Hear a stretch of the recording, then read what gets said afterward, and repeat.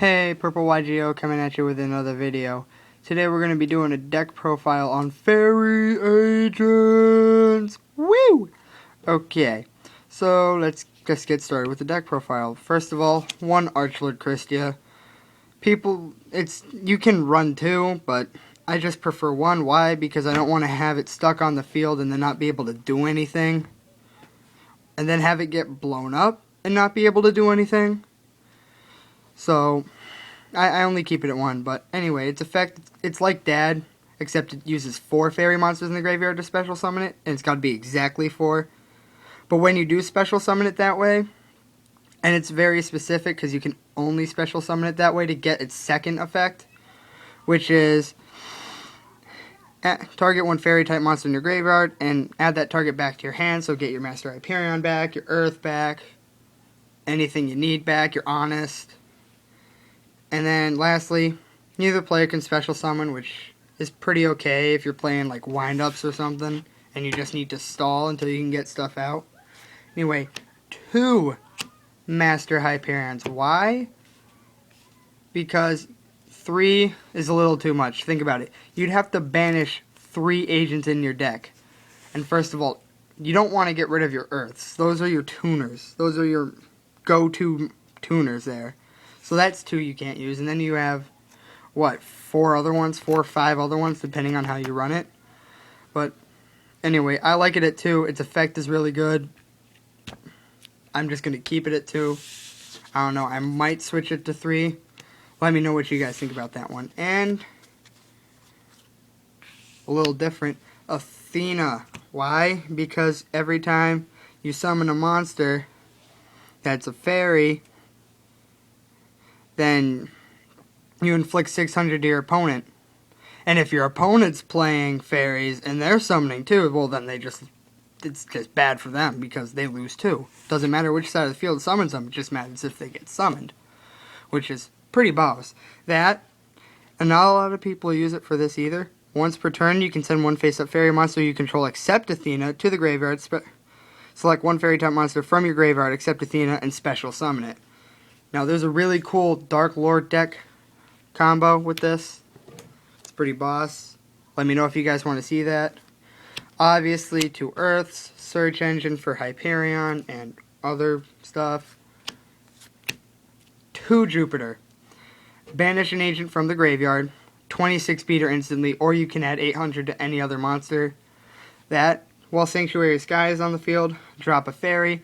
Take one of your banished cards, special summon it again. So, basically, say your Honest is in the graveyard, you Master Hyperion, banish it, drop another fairy, bring it to your field, and its ability, bring it back to your hand. It's pretty boss. I love that combo.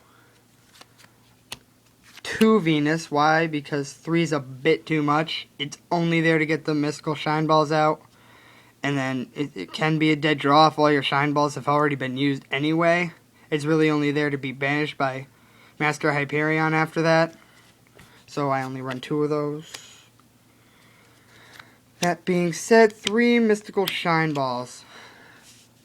Yes, you do need 3. I know it can be a dead draw, but if you can get Venus, Earth on the field at the same time, then you just drop 1500 life points, summon these 3, an automatic 8 beater. You can go into your Stardust or Archlord or Archfiend, Red Dragon Archfiend crap.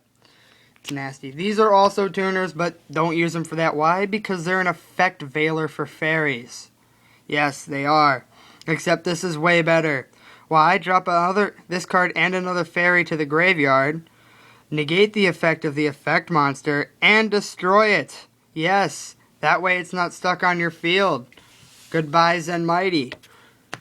Goodbye Gaia Bulge from Dragoonides. Goodbye Grapha, which will probably come back, but you have a second one, so you're okay. Hecatrice, this gets Valhalla, which is nasty. It is extremely nasty, especially when you drop Archlord Christia for free. Honest, staple, herpaderp. A lot of people are going to hate me for this one. Why? Why do I need a tour guide of the underworld? Because it's tour guide of the underworld. You just need it. And it's not hard to get a hold on of now. Why? Because it comes in the Grandmaster tin, which is pretty boss. Sangan is also a storage engine if you really need to and your tour guides are down the crapper. And I also main my, also from the same exact tin, Max C. Why? Because when you're playing wind-ups and Dark Worlds and crap, you can drop this and load up your hand. Yes, I like to load up my hand. Why? Because if you get a crappy hand, say you get 3 Mystical Shine Balls and 2 Sanctuary in the Sky, your hand's pretty useless. That and they wind-ups and Dark Lords and Chaos Dragons, if some people still use them like me, swarm the field. It's just really bad. Okay, that's it for monsters. 3 Sanctuary in the Sky. Why? Because you need it for Hyperion, Jupiter, and Earth. Why? Because Earth can get an agent when Sanctuary in the Sky is not on the field, but it can get Master Hyperion when it is. That, and if you have a fairy monster and it battles with this on the field, you take no battle damage. So if someone attacks your Mystical Shine Ball, you don't take damage. Herp Derp Valhalla. It's basically like Cyber Dragon, but spell version and better. Yeah. Once per turn, if you control no monsters, special summon 1 fairy type monster from your hand. Herp Derp Derp. But your opponent does not have to control monsters to use that card's effect, which is freaking awesome. 2 Terraforming. Why? Sanctuary in the Sky. Staple, staple, staple, staple, staple. Avarice. Why? Because you're going to be dumping a bunch of crap in the grave, and you're going to need to get your Master Hyperions back, your Earths back, your Jupiter. Your Venus, not so much. Why? Because it's crap after you use Shine Ball, but to get your Shine Balls back as well. And that's it for spells. Torrential Staple, Bottomless, Bottomless, Solemn, Solemn. Why do I use these 2? Why do I not use 2 Solemn Warnings? Because I like my Bottomlesses. They're better. That, and I don't have to pay 2,000 life points to basically do the exact same thing. Mirror Force, it's honestly not as effective as it was before, but it's still there just in case. And I'm not going to show you too much of the extra deck. Why? Because it's basically not done yet. I'm just going to show you the staples. Stardust. TG Hyper Librarian. Just another thing to load up your hand with. It's pretty freaking boss. That, and it comes in the special edition pack of Return of the Duelist, which is awesome because it's not so freaking expensive. And Iron Chain, just to be a beater, and yeah, and to mill your opponent's deck.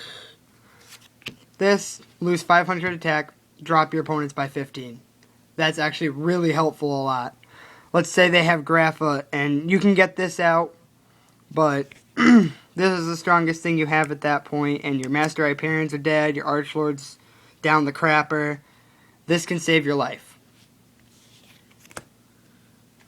And also, Leviair, but I do not have that at the moment. Friends borrowing it. So anyway, guys, any suggestions for the side deck that I didn't show you in full? Any questions about the channel? Any suggestions for the channel? What you guys think about having 2 or 3 Master Hyperions? And YGO out. Purple YGO out.